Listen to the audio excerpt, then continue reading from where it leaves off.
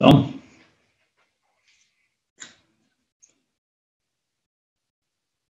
We're on. Are we? Real pros. Yeah. It's a bit like believing in God. You know, you think that they're there, you think that He's there, but you're not sure. So we're assuming that you are all there. Welcome, Michael Shaw+Smith. I'm Adam Wadewitz. And welcome to this webinar. Horrible name, but useful technology. The idea is, the people, just so you're aware of who else is joining you, hopefully you're sitting at home with a glass of wine, preferably Shaw+Smith, but doesn't have to be, in front of you. And the other people joining us are wine club members, people off the mailing list, and some of our old mates. So thank you for giving up your early evening. And the idea really is to have a bit of a chat about 2020 and then take you through some of our new releases and just generally what we're up to. But first of all, congratulations to Adam. If you don't know Adam, he's not only is he our senior winemaker, he's our newly minted joint CEO, and Crow's tragic. At least something good's happened. It's certainly tragic, that's for sure. No, thank you, Michael. It's lovely to be here. We've got a little bit of housekeeping to start with. We've got the questions. If you'd like to ask questions, please use the Q&A format. The questions will come through to us via that path. And also, it's a webinar, so we did try to get other the opportunity to see everyone, but it was not going to work. So unfortunately, it's a webinar today. And the other thing I need to mention is that at the end of today's session, then we're going to give away a 3-pack, a 375ml 3-pack. So should be exciting. Yeah, do you want to show it off? I will. Yeah. It's so here we are. There you go. 3 wines. There's a Shiraz, a Chardonnay, and a Pinot Noir. So that should be pretty good fun. So all you need is 3 straws, and off you go. So now that's out of the way. Why don't we start talking about some wines? Yes. Well, as you know, the winemakers all laugh if I walk into the cellar, because clearly they feel that the serious business of winemaking needs to be done by the winemakers. But 2020 was not an easy vintage for you. No, it was tough, and as we have said, I did get you in the cellar in 2020. It was very good to have Michael in there, but yeah, it certainly was challenging, and we have spoken a little bit about the season before, but just to touch on it again, I know my therapist doesn't like me going over it, but we did have a shocking season. We started with really cool, dry conditions. From there, we had really poor flowering, which meant yields were really low, and then from there we went on to have that hot spell in December, which was culminated with a bushfire on the 20th of December. The bushfire, it was quick, but it did a lot of damage, and then the weather changed, and there was also a little bit of smoke damage in the northern part of the Adelaide Hills. So I guess from there we set about making sure that everything that we brought into the winery was not affected by smoke. We had a couple of growers that unfortunately had their vineyards burnt, which we're now working through real rehabilitation with those guys. And yeah, unfortunately, we had to do all of this. It's almost like an early vintage before the main vintage to ascertain exactly what was really unaffected and what was affected. And all that work was an amazing job. The AWRI was a fantastic resource. Our guys here in the lab did an amazing job, and it really gave us confidence to bring in the absolute most pristine fruit that we could. From there, the season was really quite kind. The weather conditions changed. It really cooled down. If you remember, the season at the end there. It was even cold and extended things. And I think the defining elements of the wines are really the low yields from that flowering event and, the cool finish to the season. So we have ended up with some really lovely wines and probably not as much as we would like, but really great quality. It is interesting that people look at you with complete disbelief when you say to them that 2020 was a cool season, because all they can remember is, the fires and, obviously the terrible destruction that was the case. But, it's interesting to think about, the whole point about wine and the whole interest about is that it is an agricultural business, and with it comes agricultural risk, with it comes great variation, from vintage to vintage. And the more marginal the climate, so in a cool climate like Adelaide Hills, or a cool climate even more so like Tasmania, you are going to get completely different personalities from vintage to vintage. So, I keep on relearning that lesson, that it is an agricultural pursuit with all the risk, and secondly, there is great variation from vintage to vintage.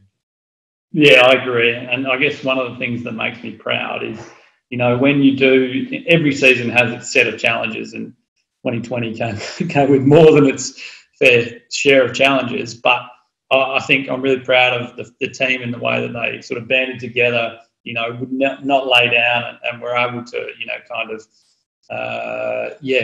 just achieve such wonderful wines in such challenging conditions. And, of course, now that your therapy's almost over, it is interesting to think that one of the things that really concerned us at that time was that we thought, well, what happens if someone tests positive for COVID in the cellar? Can you imagine, in the middle of vintage, where you've got grapes that need to be picked, ferments that need to, be looked after. So that was really one of our greatest fears. Yeah, I thought we were going to get away without saying COVID in this whole thing, but you brought that up, and we do find it interesting. It rules all of our lives, and it does have an influence. And the amazing thing for us in the cellar was that, pretty soon everyone forgot about bushfires, and everyone's attention quickly moved to the pandemic that was taking hold. And we quickly adjusted in all parts of the business, but certainly in the cellar, to ensure that we could, separate. We could implement, social distancing. We could, make sure that we use good hygiene practices. And I mean, luckily, the winery itself is quite open, and those restrictions were able to be adhered to. And it was a worry for a while. Yeah. So 2020, Adam's already said that in the end, a small vintage and a bizarrely cool vintage. So in terms of Sauvignon Blanc, for example, what do you think are the hallmarks of 20 Sauvignon Blanc? Yeah, I think it's a really strong wine, and Grant Lovelock, our CFO, I thought he would hate this wine because of how much it costs, but he's an avid drinker of our Sauvignon, and he did tell me that it was one of his favourites, and that he's seen in his time here. And I think part of the reason is that Sauvignon for me is a really good conductor of site and season, and I think for me it's probably a little less tropical, being cool. It's in more of that pink grapefruit, but almost towards nettles and fine flinty characters. But it just has wonderful balance and a little bit more. Probably a little bit more intensity than we do get some years, and I mean it's certainly Adelaide Hills, it's certainly our house style, but I just think those vintage attributes really shine through. Yeah, it's interesting. On that curve of, if you like, ripeness, you have those very herbaceous, Marlborough New Zealand styles, which are very neckly, very herbaceous. And, we just don't get those characters in the Adelaide Hills. The sites are different. The soils are meaner. the soils are not as, you know, the plants don't grow as big and the canopies are not as big. So for us, we very rarely see those characters, but we do see this move between pink grapefruit and more tropical characters. And I love the, you know, the citrusy austerity of that wine. Mm. I mean, the thing that struck us in the cellar was the natural acidity. You know, we're picking these at low sugar levels, but the acidity was just brilliant. And I think that for us is a hallmark of that wine. I mean, you hear a lot about yield, and, you know, it's important to realise that in a year where the crop is small, you do get greater concentration of flavour. And that's certainly true of white and red. Yep. And I do see that in that wine. You know, there's some years which still has the same character, the same personality, but it's not quite as intense. There is an intensity in Sauvignon 20, which, you know, really grabs your attention. Yeah, no, I absolutely agree. And I think yield in a cool year can give you the double whammy. You know, you're able to get lovely flavours that develop slowly. You're able to get this beautiful natural acidity, and because of those low yields, you get that little bit of extra drive. So, yeah. So maybe Grant did get it right. Yeah, absolutely. So, I mean, I guess the story about Riesling, which I'm not supposed to talk too much about. Well, that means you always talk too much about it when someone tells you not to talk about it. But the yields were absolutely tiny, and the club members that know this wine well, I'm sure will need to get in fast to grab any of this wine. It is tiny amounts produced. We had a frost affect the vineyard where this comes from, and the yields were just blown away, and the flower set was terrible. So what was there was really quite special, and again, those elements that we talked about that defined Sauvignon defined that in Riesling too. And I think you know, when you have a variety like Riesling, which has a beautiful play in terms of acidity and texture, then that in a cool season with low yields can be something special. And yeah, we kind of like this a fair bit in the classification tasting, didn't we?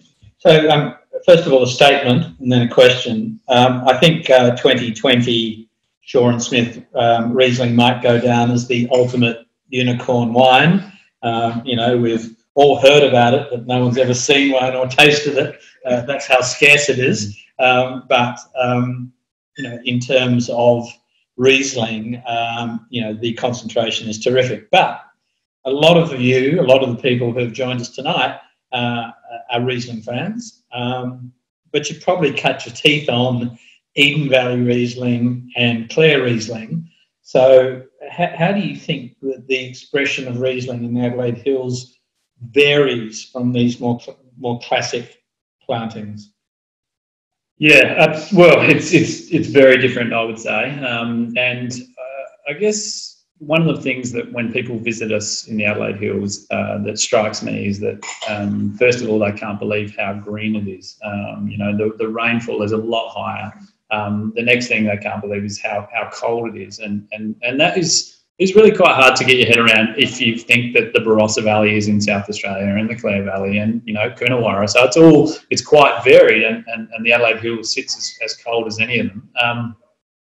And with that coolness, I think comes real fineness of flavour, and it very much moves away from those citrus characters, the limes and the lemons, and moves more to florals. And we see great floral. We see a lightness of palate, you know, and great flow. But I think we probably take inspiration more from, you know, cool Victoria, Tasmania, you know, Germany. They're probably got more in common with this sort of wine than the classic Clare or Eden, which are bone dry, quite flavoursome wines that you know often beg for a bit of time in bottle. Yeah, well, as you know, I'm a huge fan of Clare and Eden Valley, and have got brought up on those wines. So when Adam first joined us, you know, I said, well, you know, that's the sort of style that I'd like to make. And Adam as he quite often can be, was quite forceful and pushed back and said, well, but it's not Eden Valley and it's not Clare. The expression of Riesling in the Adelaide Hills will be different. So generally, if I'm trying to work it out, you get these intense citrus flavours in Clare. You get more of that sort of rose petal, almost talcum powder characters, but a bit more palate richness in Eden Valley. And here, which is, of course, the coolest of those three areas, you do get terrific acidity and I think lovely texture in that wine. I love the weight of that wine. It's not it's not lean and angular and bony. You know, it's actually got some really lovely mid-palate flavour. Yeah, I agree. It's going to be a unicorn wine. We opened this with the staff and we got around with one bottle for everyone to have a taste. So yeah, make sure you get a chance. If you do get a chance, please have a look at that wine. We have got some questions coming through, and if you want to throw up some questions on the way through, we'll do our best to answer the ones that are in front of us. Clyde asks what our thoughts are on the implications of China investigation into dumping. Michael? Well, I think that the question you've asked is what is the implications for Shaw+Smith, and the implications are fairly minor. And the reason why I say that is that we have been profoundly unsuccessful in selling wine in China. We've actually been very successful in selling wine in Hong Kong, but China, probably because we make a fair amount of white as well, somewhat eludes us.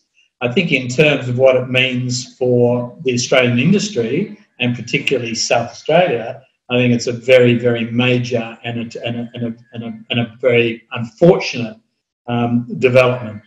And we all know that it's got nothing to do with dumping. It's actually got to do with leverage and that, and this is sad. So I think that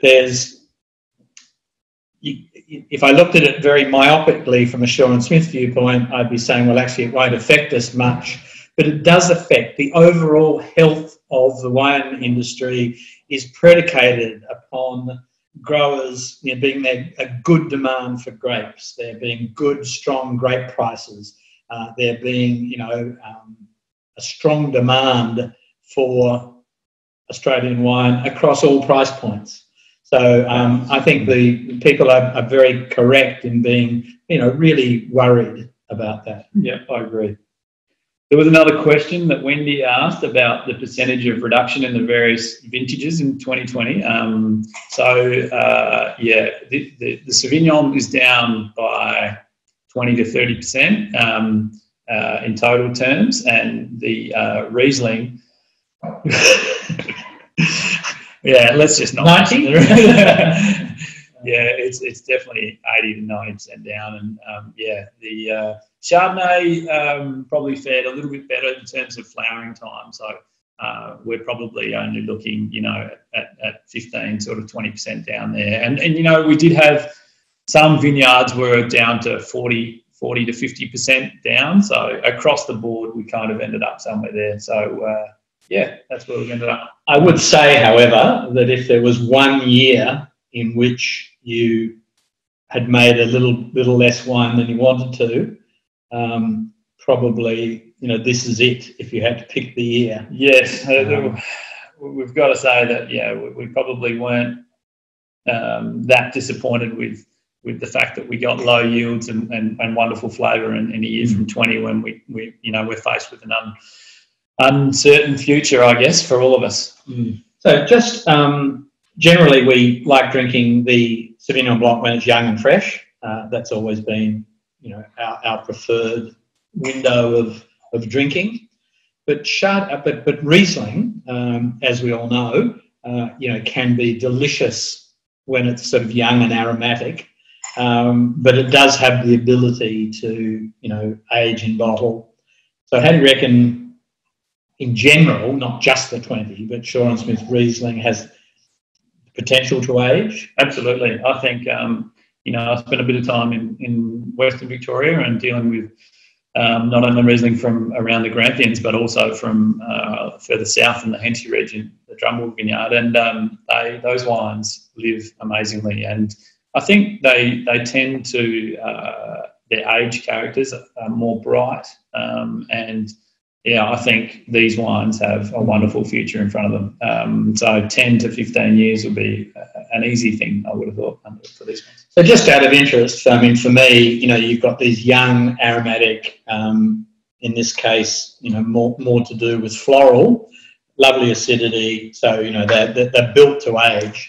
But, you know, as many of you know who are keen drinkers of Riesling, you do get this colour change. So first of all, you get this move from almost colourless with age through to more this, you know, pale straw, even to sort of pale gold, you know, depending on how many years in bottle. You lose some of the aromatic freshness, and you develop this really intriguing honey toasted character on the nose, not petroleum. In my view, I think that if I'm glad we didn't say that then. if old Riesling smells like petrol, I don't think that's. I've never tasted a great old Riesling that showed that character too loud. Yeah. So for me, it's more about honey, toast, certainly tertiary characters in bottle, and you know, they just are such wonderful wines with time. Agreed. There are a couple more questions coming up. Liz has said, can you explain a bit more about smoke from the bushfires effects and how it affects the grapes? And have you seen smoke-related damage in the plantings from the 19 fires? So we saw nothing from 19, which was good. I think by classification, it only lasts for 1 year. Yeah. It's not something that gets carried forward. No, exactly, unless your vines are burnt, and then you either need to replant them or we're learning a lot about that from places that were affected in terms of being burnt. But yeah, the way that the smoke kind of manifests itself in the grapes is it's got these volatile phenols which are really aromatic, and what they do is when you have a large amount of them hanging around your grapes for an extended period of time, then they will bind to sugars, and so as they bind to those sugars, they will be in solution when you bring them into the winery. So as you start to ferment those sugars, those compounds will be released, and you'll get the effect of an acrid bushfire flavour to the wine, which is really undrinkable. You can measure these compounds, which the AWRI does, but because when you're trying to work out if smoke has affected the grapes or not, you need that information quickly. So you need the grapes to get to a certain maturity before you can test them, because if they're not mature enough, you can't get any juice out. And once you do get to that maturity, you're not far away from where you were going to harvest. So it is a bit of a race to get the information. And we found that you went quickly and got the grape analysis. So you had, in the one hand, you had some numbers that told you the amount of those compounds. And then we had our own ferments where we replicated what we were going to do in the winery. We call them micro-ferments, which we had to, we get the juice, then we ferment it, and then we analyse ourselves with a tasting panel. And Michael was part of the tasting panel, and we go through and we mark, and everyone gathers information, and pretty quickly you can work out exactly what's going on. And it was fascinating, wasn't it? Yeah, I think we all learned a lot. It's funny when you're looking for it, do you really see it, or do you perceive that you do it? I mean, I found that if it was clean, it was pretty easy. Yeah. So if it was showing no smoke, or the smoke was below any perceptible threshold, that was not a problem. Nor were the wines that were really smoky, yes, because it was obvious to everyone in the tasting room that there was a problem. The problem was this grey area. Yes, and luckily there were very few wines that fell into that area, and anything that showed obvious smoke taint didn't come into the cellar. But we learned it was, I've been tasting for many years, and this is the first time I've learned so much about smoke in 1 year. Absolutely. So hopefully that clears that up for you, Liz. Good. And as I say, I know that there were problems, particularly in some areas. Probably the most famous were, at Conakilla, where Tim Kirk decided in Canberra not to make any wine in this vintage, and the same is true of Bruce Tyrrell in the Hunter. And you can imagine the difficulty of having to make that call. So that was a very bold. They showed a lot of grit, a lot of credibility by doing so. But the good news is that the smoke that might have affected them in this year is not going to affect them next year. Yeah, that's right. And I guess there is one clear distinction to make about the Adelaide Hills fires versus what happened on the east coast of Australia, is that our fire was quick. Everything happened very quickly, and it was over very quickly, and it was extinguished very quickly. So it was a couple of days there where we saw the majority of the smoke affecting one single part of the Adelaide Hills, whereas on the east coast you had vast areas being bathed in smoke, which was unavoidable and led to the decisions from the likes of Conakilla and Tyrrell. So that's a good distinction to kind of understand. And a final question, just on smoke, is that I was always brought up on the view that if the smoke happened early in the season, before Veraison's when the berries start to change colour and pick up sugar, that if it happened before that you didn't have a problem. My sense is that it's not so clear. We've dismissed that as we have seen that it can happen very early in the growing stage, and I think the analysis itself, along with these microferments, along with factors like temperature and time on skins, and we've learned a lot, and I think we don't want to learn them again anytime soon. Anyway, when we had our classification tasting, because you can imagine, one is very, you're very apprehensive about, just to see, because, we knew we didn't have much in the cellar, but the question then was, how good was it, what we had in there? And I have to say, I'm delighted, with those wines. But one of the stars of 20 was Chardonnay. Absolutely. Chardonnay was a superstar, and it was kind of unexpected, but I think we all walked away from the tasting, and Mike was right. Sometimes we kind of so busy with vintage, and particularly with 2020, when we had so many things to manage and so many uncertainties, that we felt like we were in a rush to get to the classification, and then we all sat down and went through, and I have to say it was just a real silver lining to the season, and Chardonnay is so important to us in the Adelaide Hills, and to have such a strong season, and I feel like it's probably the best season we've seen out of Lenswood, which is our where we make our single vineyard. So that's super exciting for the future. And interestingly, even quite a number of wine professionals, would say, well, actually, white wine is less susceptible to smoke taint than red, and the reason, of course, is that the red is fermented on skins, and where you extract colour and tannin and flavour from the skins, and in the case of where you do have some smoke taint, obviously smoke as well. But even the professional wine people, when you go, they say, well, why is that? And they go, oh yeah, of course. It's one of those self-evident truths. Absolutely. Yeah, that's one of the classics, sure. So back to the new releases, and we're talking about Chardonnay.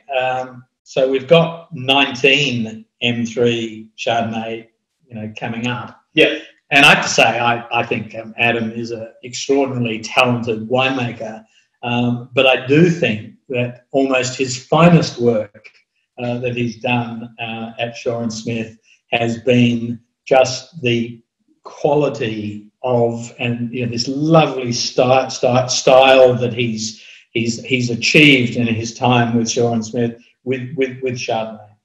I mean, what are you aiming for with good Chardonnay? Well, it's a tough question. I think it is a variety that just really works well in the hills, and it is a huge, I was going to say passion, but it's an obsession, I suppose, Chardonnay, and I love it. And I think when you get the vineyard resources that we have, and you know how to grow it well, and you put that effort in, and then you try to capture what that vineyard's given you in that season, and then you detail, just what you're doing in the winery to really suit the character of that vineyard and that season, and then you can stumble onto something that really sings for the hills. And for us, that's more and more being more about vineyard and less about oak or ripeness or a style. It's more about honing in, and I think we do have our house style, but we kind of get there by treating each thing as an individual. When you go back, to the history of the Adelaide Hills, and we realise that Brian Crozer, planted Chardonnay, way back in the late 70s, and then a more significant vineyard in the early 80s. Chardonnay has always had this terrific potential. So I sometimes think that if it's probably the grape variety that the Adelaide Hills in total probably do best. I think so. I think it's got a long history with Chardonnay, both table and sparkling in certain areas works really well. And, Chardonnay is exciting in Australia just in general. And I think some of the wines that are coming out of the Adelaide Hills are pretty exciting. Yeah, I mean, for those of you that read Decanter and Wine Spectator and follow people like Jancis Robinson, you'll see that the amount of excitement that there is globally on top Australian Chardonnay from cool places is really strong, and I think Adelaide Hills is way up in there, and yet the core character of Adelaide Hills Chardonnay for me hasn't changed a great deal. You've still got this character of slightly underripe stone fruit, more nectarine-like. The wines are not skinny in any way, but they're not rich in fat either. They've got a tension from the acidity, and also you've changed your approach. Yeah, I think all of those things are exactly right. And I think the other thing, Liz just sent through this. She's a massive Chardonnay fan, and she feels like there's been an evolution. And certainly 2020, continues that evolution. I don't think you ever stop. In wine, if you think you've cracked the code, then you probably should give it away. But for us, that evolution really, we go back to vineyards, and you hit the nail on the head when I think we've prized natural acidity more. So we've moved higher, we've moved cooler. We've found sites that give us not only flavour and mid-palate weight, but also tension. And I think that's been a huge part of finding the right mix. I mean, we made our first Chardonnay 31 years ago, and it's really interesting that, and some of you will remember and probably love drinking, some of the M3s, particularly vintages like 09 and things like that, slightly warmer vintages. But my memory is that those wines still were cool climate, but they were richer. They were bigger. These wines, I think the acidity is a bit higher. They are a bit tighter, more precise. Yeah. And I love them all more for it. Yeah. And what about oak? Because you have changed once again the oak regime. Because we used to, in the early days, we used to buy barriques only, and we used to buy barriques from one cooper only. From one producer. Yeah, I think we always say that the best oak is the oak that you don't see, and so we chase coopers that really respect the wine. So that's what we're looking for, and we're looking for complexity. We're looking for layers, and then, as you said, you know, Shaw+Smith was 100% barrique. We've now moved to sort of tailor what vineyards we're working with to try and get them to line up with the right type of oak. So larger format oak has become more and more part of what we do. Stirring or not stirring really suits a malo or no malo, you know, seasonal variations. We really respond quite quickly to tailor that stuff, and I think that works well. So if, you know, when the oak salesman arrives and you see them, you know, trotting up that path, I run, yeah. Adam, where are you? He's disappeared again. I imagine you are looking for tight-grained oak because, you know, interestingly, when you grow oak in a warmer place, you know, the grain is looser. When it's in a cooler place, it's tighter. So imagine you're looking for tighter grain oak.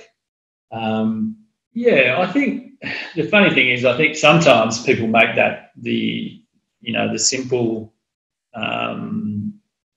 analysis that, you know, what you want from oak is char, you know, like you want the fire from the barrel. And there's so many more elements that come with it. And I think as we've gone on, we find that oak is not about char, it's about structure, it's about oxygen, it's about evolution, it's about tannin, and it's about adding these finer details to give the wine a chance to grow.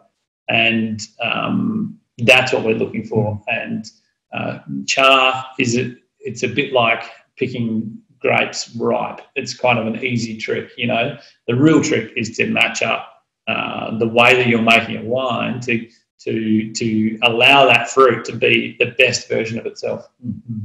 And when some of you are wandering around visiting different cellars and things like that, you can have a look on the end of the barrels and you'll see not only the name of the cooper, there may well be the forest or region from which it comes. But more importantly, you might see the stamp LT, MT, or HT, which really means light toast, medium toast, or heavy toast. And some of the bigger companies where you want to get more bang from your buck, you know, they are buying a fair amount of heavily charred barrels because, you know, it's going to go further. Yeah. Yeah, I hate to bring up Grant, our accountant, again, but he doesn't know why we buy the barrels that don't give you oak flavour. You know? Yes, so, you know, I'm a huge fan of Australian Chardonnay. I think it's in a terrific place, and I'm, you know, really delighted. In a way, whether or not it's, you know, an M3, I always think punches well above its weight. I think that that wine looks just terrific. But there is I think there's the hand of Adam, you know, in M3, in the Lenswood single vineyard, which we'll talk about later, and in Taupo. And, you know, I think it's because you're probably looking for the same things, an expression of sight. Yeah, I agree. I mean, interestingly, with the 19, the yields were very low, a lot like 20, but the harvest time was warm. So there is an opulence to the palate. And I think it's quite a good follow-up to the 18, which also had some opulence. And there was a question about the 20, and I'll put you on the spot. What did you think about the 20 that you tasted in the classification Chardonnay versus 19 and 18? How do you feel like that? I think they all have the same personality, but I come back to what we said earlier: low yield, cool growing season. It's like the 19, but on steroids. It's tighter. The intensity of flavour is more, and that's why I love those 20s. I love them also because we need something to sell. So I was very delighted that we actually got some 20s. But when we did actually have a look at them, they, this combination, you know, what Adam says, back to the vineyard. And low yield, cool conditions, you know, it works. Good acidity. It's a lovely season, and yeah, I think it's funny. It might be remembered for COVID and bushfires and yada yada yada, but there'll be some lovely jewels in there, and you guys are on the inside and have that understanding, so they'll be worth seeking out. Two quick questions, because it comes up when we're talking to people about Chardonnay. One is we talk about reduction, and we also talk about malolactic. So in the case of malolactic, for those of you that are keen students of and paid attention in chemistry, you've got the conversion of malic acid into lactic acid, and the acidity goes down. The trend in some Australian regions is almost to do zero malo, but that's not your view. No, and it's an interesting one, and I think, having made Chardonnay in quite a few regions, I think you don't start thinking about malo until you need to, in terms of the colder you get and the higher and cooler you get, and in the hills, or you go latitude wise to Tasmania, then you see these wines that come in with an amazing amount of natural acidity, and I think unless you are thinking about what is best for that site and best for that season, if you have these blanket rules like I don't do malo, or I use 100% new oak, or those blanket rules really hem you in, and you can't think about expressing the best of that wine. And I think for us, we're not afraid to not use malo, certainly not, but we aren't afraid to have malo as part of our style. And I think as we've moved higher and cooler, it's meant that certainly most of the wines we bring in, or the grapes we bring in, have a need to go through malolactic fermentation. And the other sort of subject of the day, or the subject of the year when it comes to Chardonnay, is what we refer to as reduction. And reduction shows on the nose as not just fruit and oak, but it has this sort of struck match kind of character in there. And you would have seen it in some of our wines. You would have seen it in a lot of Burgundy. People have strong views one way or the other about reduction. I mean, how much is too much? Well, you can certainly have too much, and and you can have the wrong sort of reduction as well. And so I think we don't chase reduction. We don't mind seeing a little bit of flintiness, a little bit of that struck match character. But I think for us, the sites that we work, some seasons we see it more expressed, and I think it is certainly an element of our house style, but it's not all of our house style, and I think we certainly like to hear a whisper of it as part of our style. Yeah, I must admit, when I see it in, a lot of the great Chardonnays I've ever drunk has a whisper of that, and I do like it a great deal. So the other wine that we are releasing is 18 Shiraz. I do have, the team have told me that we're going to announce the winner of the 3-pack shortly. So if there is one last call for any questions that people might have, then please put them forward now. Yeah, and if you think that there's any, that this is, maybe I won't ask how we're selecting. Is it the best question? I'm not sure. I don't know. We'll leave it up to them how that works. Yeah. But let's move on to Shiraz. And I have to say that when Adam came and worked, came when we first met Adam, and he ended up coming and working for us 8 years ago. He was working in Great Western, and I suppose it sort of made his reputation at best, dealing with those lovely old vine Shiraz. So Martin and I always felt that Adam would have a strong influence on what we did with the other wines, but we knew that when it came to Shiraz, he'd made some extraordinary wines in that part of the world. And I think once again, you've modified what we do here. I sort of think that Martin and I, sometimes being the age that we are, I sort of thought for a while that we were trying to make warmer wines in a cooler place. And I remember, you know, because obviously, you know, people were drinking a lot of Barossa and a lot of McLaren Vale, so, you know, we saw merit in trying to make wines that were a bit riper. And I remember you, you know, very strongly of the view that that Shiraz grown in the Adelaide Hills was a completely different expression, and that it would be medium-bodied and it would be spicy, and it, you know, and we shouldn't worry at all. And of course, that was, as you said, 8 years ago. And the Shirazes since that time have, I think, become more perfumed and just a bit, you know, just not lighter on the palate, but just, you know, they dance on the palate. Yeah, it's been fascinating. I think Shiraz in the Hills has been, you know, quite a journey for all of us. And I think, you know, you mentioned Chardonnay being a really suitable variety, and probably the most at this point. But someone's got a question about reduction there.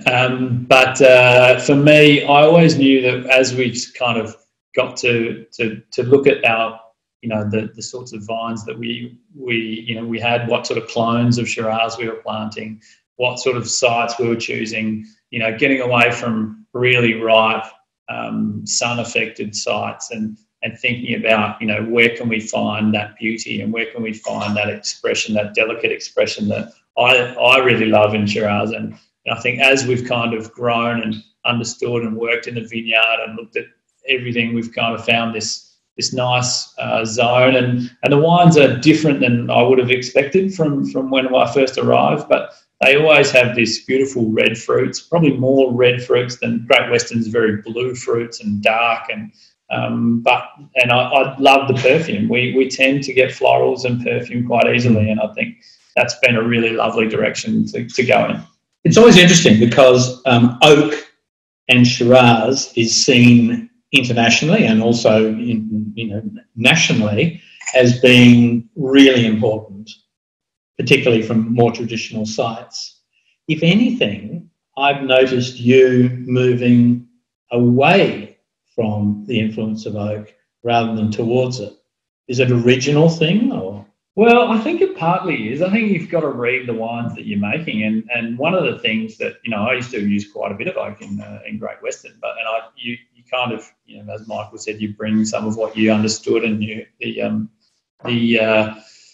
bring a couple of coopers over that you used to work with, and then they don't work, and then you start to understand and think about how other coopers might work, and then from there you really do just you start to learn about what's working and what's not working, and we found out pretty quickly that in the Adelaide Hills, you know, it was Shiraz and oak were just bashing heads, and we felt like we needed to really work with the perfume, and that's where I think we came to the conclusion that whole bunches was going to work a whole lot better than the trying to get oak to do the lifting in terms of giving the wine structure and giving the wine just what it needs. So oak has certainly been diminished.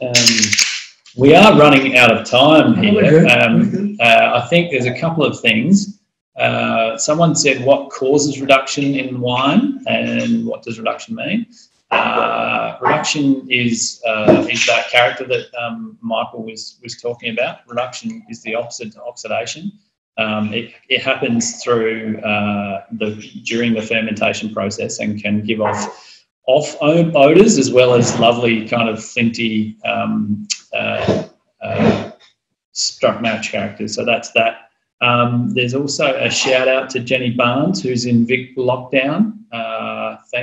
She said thank you for your time, and an excuse to open a nice bottle of Shiraz. You need an excuse. and Elka asks, how do you think La Niña will affect your 21 vintage? That's a good one, and we are absolutely wrapped at the moment because yesterday and today we've had a good amount of rain, and the dams have never looked fuller. We are absolutely wrapped, and I've got to say that we love a setup where it's slightly wetter. We think that minimises the amount of frost. It means that the profile of the soil is full as we go into the season. So we'll take La Nina over El Nino anytime. Clyde asks why Riesling bottles are always narrower in body. Well, for no particular reason other than traditionally, that is the Riesling's shape. And it's interesting that when you go to Alsace, that is the traditional shape. When you go to Germany, that is the traditional shape. When you go to Austria, slightly different, but still the same shape. And in Australia, we adopted that right back in, the early 1920s and maybe even before. It varies. Sometimes it's brown glass, sometimes it's brown glass, sometimes it's amber. But that shape has always, held true in the same sense that Chardonnay has traditionally gone into these, Burgundian bottles. And yet there are some wines and some producers who like to mix it up, and they don't really care. But no, it's tradition, nothing more. There's a winner too. I'll let you announce the winner before we talk quickly about the winner of the 3-pack without straws is Jane Hope. Well done, Jane. Jane, I don't know why you had been singled out for this great honour, but congratulations, and we hope you enjoy the 3-packs. My wife Stacey and I drink a lot of half bottles at home. We always drink 2 halves a night, but it does allow us to have a half of white and a half of red. So I don't know about you guys, but we love the fact that we've now got half bottles in Chardonnay, Pinot, Shiraz, and soon to be released Sauvignon Blanc. And I think it just allows us, the variety, which is great. So very quickly, we are going to touch on single vineyards, and Tara tells me that we will be spending some time on single vineyards at a later event. But there has been a strong move within Australia to, well, first of all, single region wines, single site wines, single block wines. And in the early days, Shaw+Smith normally came from multiple sites, not always, but in most cases. That was really when we first saw, some of these single blocks, and Adam got very excited about the idea of, trying to make wine from a single site. Why the difference? Yeah, well, I think for me, one of the things that I said to Michael and Martin when I joined was that, that Michael, I reckon Michael said to me, how will the wines be different if you join Shaw+Smith? And I remember thinking or saying words to the effect that, the first year there might be some, there's some things that you can kind of nail down, but it'll be year 6, 7 that you really have this understanding of site, and you can really start to, you can't really fake getting to understand a place and getting to really work and farm it and get the best out of it. And I guess for me, that's really rewarding. And the ultimate thing is to find great little patches that do have a unique character within themselves, that show themselves, but also can represent the season. So I think for me, it's slightly indulgent, but it is just a beautiful way to see a site through the season. I think my view about it was, and it's obviously inspired by Burgundy, because people had seen, what single vineyards, single sites, there's a lot of interest in that with these varieties. But for me, I thought, well, if you can show me that the Chardonnay from this Lenswood block is different enough and has a different enough personality to warrant, single vineyard status, we should do it. And then remember, when we first did it in 14, Lenswood is like M3, but the intensity in the mid palate is always, to me, just a little bit more concentrated. I agree, and that character from that little part of the vineyard that's exciting, and it often looks, white flowers. We see it look really quite quiet compared to some other elements in the year, and then as it goes, you see the acidity is always higher, but you don't notice it because it has this natural kind of extract that you get from the site, and we love it. And so for us, that's an exciting wine, and they'll be great to hold on to and look at, and being able to go back and look at old vintages from the same site is, for me, a really fascinating thing. Acidity certainly catches your attention. It's really, linear, but in a very good way, and coated with flavour. So anyway, keep an eye out for that, the 18 Lenswood Chardonnay. And Pinot, we've only ever done 2 single vineyard Pinots. One was 2016, and this. Once again, what made you think in 2018 that this wine was, good enough to go on its own? Yeah, for me, it's super important that these wines not only show their site, not only show the season, but they also have the ability to age. And I think the work that we've been doing, I'm sure you guys are mostly across it. The vineyard stuff that Murray Leake and the team are doing is just exciting. And 18, I think, was the combination of the right season, but also the right amount of work that had gone into it. Sometimes we're asked the difference between Tasmania and Adelaide Hills, and there's no doubt that Tasmania can have extraordinary power and intensity.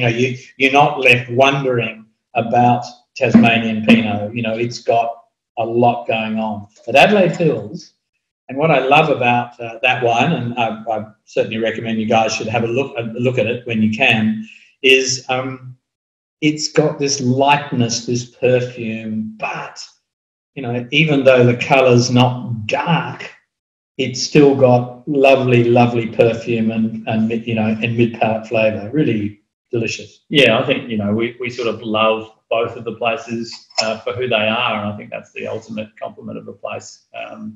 Whoa! Quick 2 minutes. Quick questions. Do you have any wild ferments in Chardonnay? We do. Yeah, the majority of natural ferments. Stacey says, would you ever make orange wine? Does that mean wine from orange? Is that?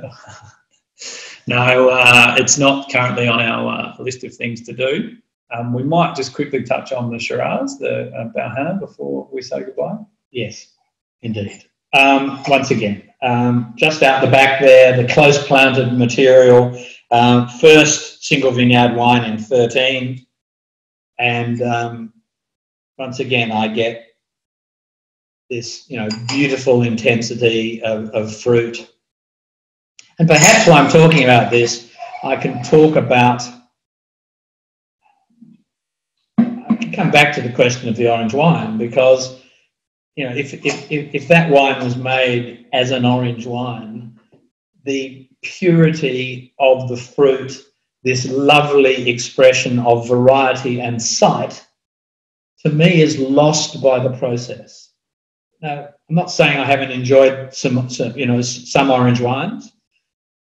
Can't think of too many, but nonetheless, Jura I quite like. Yeah, so there are wines I think that are interesting. But for me, when you get the variety planted on a terrific site, you get this lovely sense of expression, and it is very special.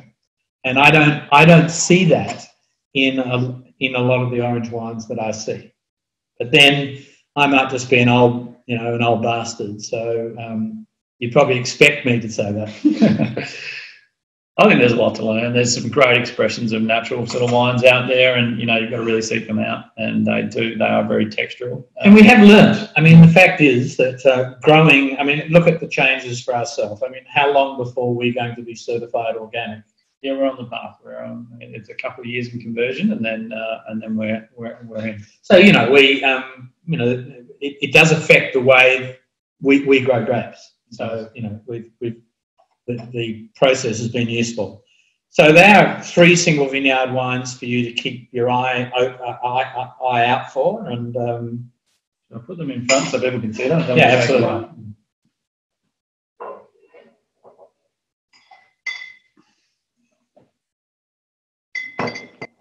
So there we go. There's the single vineyard wines, and yeah, I guess that's probably it from us. Thanks for joining. Thanks. We haven't had too many drop off, which I think is, a good sign. I hope. Hopefully you're having a good evening, and it's a pity we can't hang out with you all, but it's nice to be in your living rooms, I suppose, or wherever your computer is. Indeed, and as soon as you can travel, come and see us. We'd love to see you here in the Adelaide Hills. And in the meantime, drink as well as you can. Bye for now. Cheers.